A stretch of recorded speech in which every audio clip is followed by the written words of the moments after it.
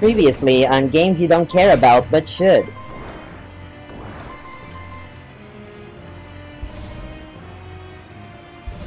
Fuck that. I have to block that time. Holy shit. Oh, we gotta beat him. Get that right one, Chris. No! Fuck!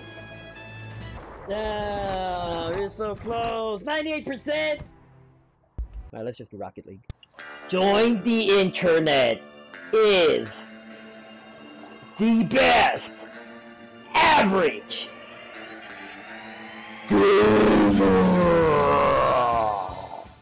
things you don't care about but sure. Hello, this is join-the-internet here. You can find me on PSN if you have a PS3 or PS4, or on my website, www.whatistheinter.net. Today I wanted to talk about The Binding of Isaac Rebirth, a remake of the original PC games released in 2011, called The Binding of Isaac, and then the expansion Wrath of the Lamb.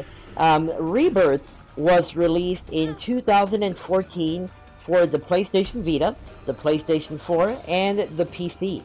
It was developed by Edmund McMillan and his team, who had previously worked on Super Meat Boy. If you've never played that game, it's a great game as well. Binding of Isaac is a roguelike top-down shooter. If you don't know what a roguelike is, Rogue is an 80s PC game that featured randomly generated levels. It was an RPG, and that had to be beat in one sitting. In other words, if you die, the death is permanent. You cannot reload, you cannot save, you have to start all over again, and you're going to see a totally different game. So, Binding of Isaac is much the same way. It is a top-down shooter, though. So, the game is made up of randomly generated levels, comprised of different rooms that you have to progress through by killing all of the enemies in a room. Like I said, there are different kinds of rooms, such as treasure rooms, where you can pick up items or money, shops, where you can spend your coins, challenge rooms, where you defeat wave after wave of enemies, mini-boss rooms, an arcade where you can gamble your money for a chance of items, secret rooms that you can only find through blowing up a wall that you have to guess at, devil rooms where you can sacrifice your health in order to pick up a power-up, and lastly, angel rooms where, you know, you just pick up items. My point is there are a lot of different types of elements that can make up a level that make your playthrough unique every time. In terms of gameplay, this is a twin-stick shooter. If you've ever played games like Smash TV, Robotron 2084, or Total Carnage, these are old games from back in the day where you could move around and you controlled the shooting independently. So you'll have these labyrinthine levels. The maps are kind of like the Zelda dungeons for the Nintendo, and you'll be facing at times a lot of enemies on screen. The way you defeat these enemies are actually by crying onto them. You cry onto the enemies, and boy, isn't that a metaphor for everybody.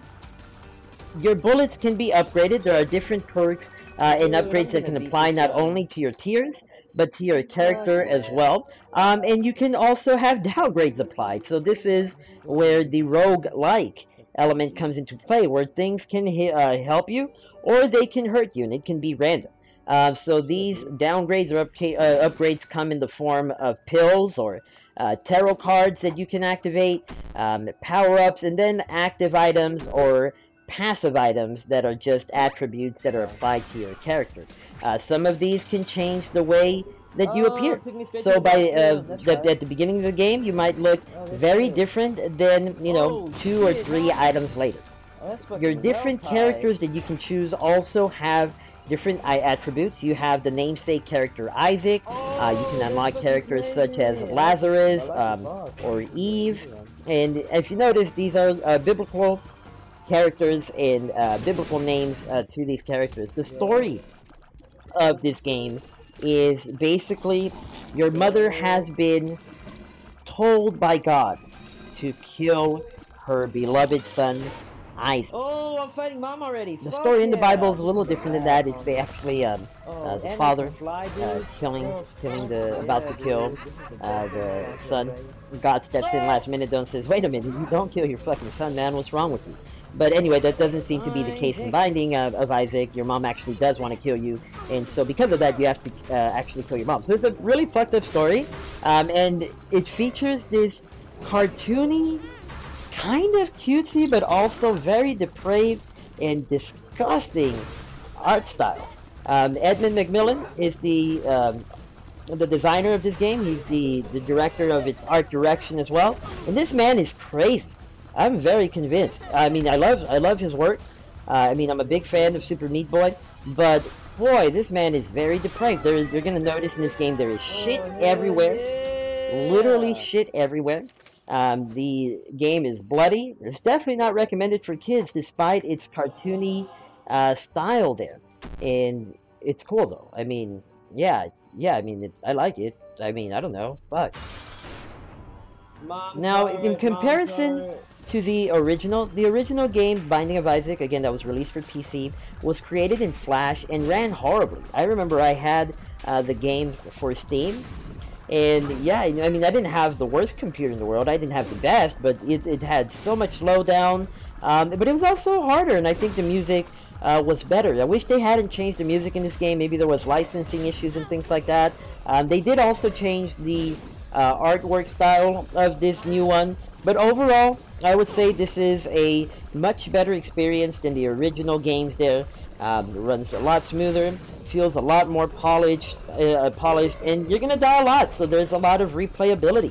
I've only beaten the game twice on this PlayStation 4 version there, and it's really gratifying when you get you know, you have that element of the combination of luck and your own skill that helps you progress.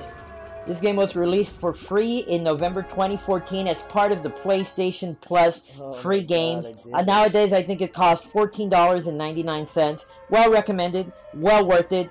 Check it out. Kill me.